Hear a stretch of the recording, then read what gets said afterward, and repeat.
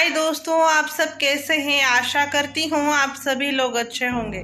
दोस्तों, आज हम एक नई स्टोरी शुरुआत करने वाले हैं। आज हमारी स्टोरी का टाइटल है स्कूल में रहने वाला भूत। चलिए दोस्तों, फिर इस कहानी को हम सुनते हैं।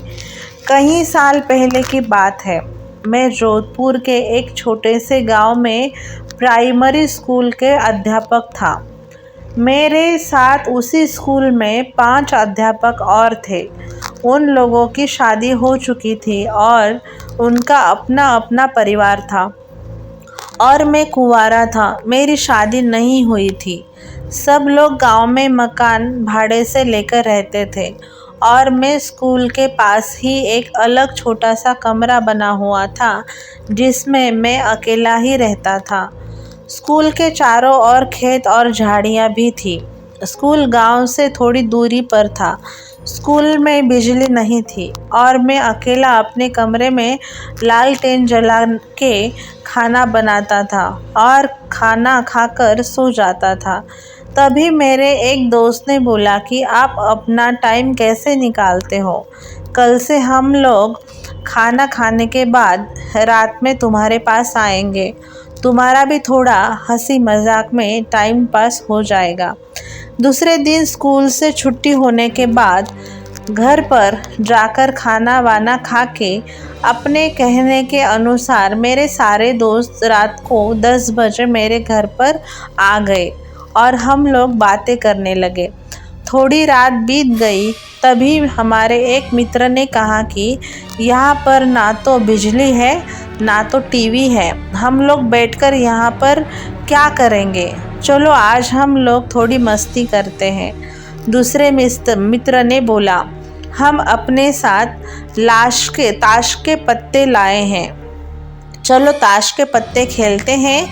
और हम लोग धीमी लालटेन को जलाकर उसके सामने बैठकर ताश खेलना चालू कर दिया। थोड़ी देर बाद गर्मी लगने लगी तो हमने सारी खिड़कियां खोल दी तो अचानक हवा आने लगी और हम लोग ताश खेलने में व्यस्त हो गए। तभी हमारे तीसरे मित्र ने बोला कि हमारे पास बीड़ी और माचिस भी है। बोलो तो बीड़ी सुलझाए। हम लोगों ने बोला क्यों नहीं। तो हमारे मित्र ने 4 बीड़ी जलाई। सबने एक एक बीड़ी अपने हाथ में ले ली। तभी एक मित्र ने बोला, अरे मुझे भी तो पिलाओ। हमने हंसकर बोला, क्यों मजाक कर रहे हो? अभी तो तुमने बीड़ी अपने हाथ में ले ली थी। तो उसने बोला कि हमको तो दिया ही नहीं। हमको किसने दिया? हमको दिया ही नहीं। हमको लगा कि यह मजाक कर रहा है और हमने यह बात हंसी में टाल दी। दूसरे दिन मेरे मित्र लोग मेरे घर पर फिर से आ गए और बीड़ी ताश के पत्ते खेलने लगे। यह सिलसिला फिर देर रात तक चल रहा था। तभी मुझे लगा कि खिड़की से कोई लंबा सा हाथ अंदर आया और मेरी बीड़ी लेकर चला गया। तब तो मुझे लगा मेरे तो होश ही उड़ गए, लेकिन उसका चेहरा हमें दिखाई नहीं दिया क्योंकि बाहर अंधेरा था और अंदर लालटेन धीमी जल रही थी। यह घटना 4-5 दिन तक मेरे साथ होती रही। तो मैंने छठे दिन जब सवेरे मेरे मित्र लोग स्कूल में पढ़ाने आए तब मैंने यह बात सबको बताई। सबने बोला, हाँ मैंने भी सुना है कि स्कूल के अंदर किसी अध्यापक ने किसी कारण जहर खाकर आत्महत्या कर ली थी और उसी की आत्मा आज भी स्कूल के आसपास भटकती रहती है। तो एक दिन एक मित्र ने बोला, आज हम उससे पूछेंगे कि आप कौन हो। क्या पता कोई आदमी ही हो और हमारी तरह वह भी रात में टाइम पास करने आता हो। हमने बोला कि ठीक है। रात में मेरे सारे मित्र मेरे घर आए। आज तो 5वां आदमी भी खिड़की से अंदर आकर बैठ गया। हाथ में ताश खेला और बीड़ी भी पिया। जब खेल खत्म हो गया तो वह खिड़की से बाहर जाने लगा। तभी मैंने आवाज़ दी, काका कल फिर से आओगे? उसने कुछ नहीं बोला। इतना सब होने के बाद हमने उसने हमें कोई नुकसान नहीं पहुंचाया था। हमारे एक मित्र ने उसके मुंह पर टॉर्च जलाई, तभी मैंने उसका हाथ पकड़ लिया। लेकिन टॉर्च के सामने हम लोगों ने उसका थोड़ा बहुत चेहरा देख लिया था। वह काला काला आदमी, मटमैली सफ़ेद रंग की धोती और मुंह पर बहुत सारे चेचक के निशान थे। सब लोग बहुत डर गए।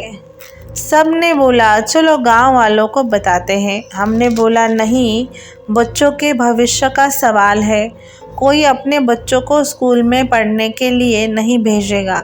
तभी एक मित्र ने बोला, चलो कल से जहाँ पर यह जलाया गया था वहाँ पर बीड़ी, माचिस, ताश के पत्ते रख देते हैं। क्या पता इसको भी इन चीज़ों के में दिलचस्पी हो। दूसरे दिन हम लोगों ने ऐसा ही किया, तो रात में वह अंदर खेलने नहीं आया। हम लोग ऐसा 4-5 दिन में एक बार रख के जाते थे। एक बार गांव वालों ने देख लिया और पूछा तो हमने सारी बातें बता दी। तब से आज भी वहाँ पर गांव वाले बीड़ी, माचिस, ताश के पत्ते हफ्ते में एक बार ज़रूर चढ़ाते हैं और आज भी वह आत्मा किसी को परेशान नहीं करती है। आप सबको आज की स्टोरी कैसी लगी? आपको आज की स्टोरी अच्छी लगी हो तो कमेंट करना ना भूले, कमेंट बॉक्स में कमेंट करना ना भूले। और दोस्तों, आप हमारे चैनल पर नए हो तो हमारा चैनल सब्सक्राइब करें, लाइक करें और ये कहानी अपने दोस्तों के साथ शेयर करना ना भूले। कल मिलते हैं एक नई कहानी में, तब तक के लिए बाय दोस्तों, अपना ज़रूर ख्याल रखना।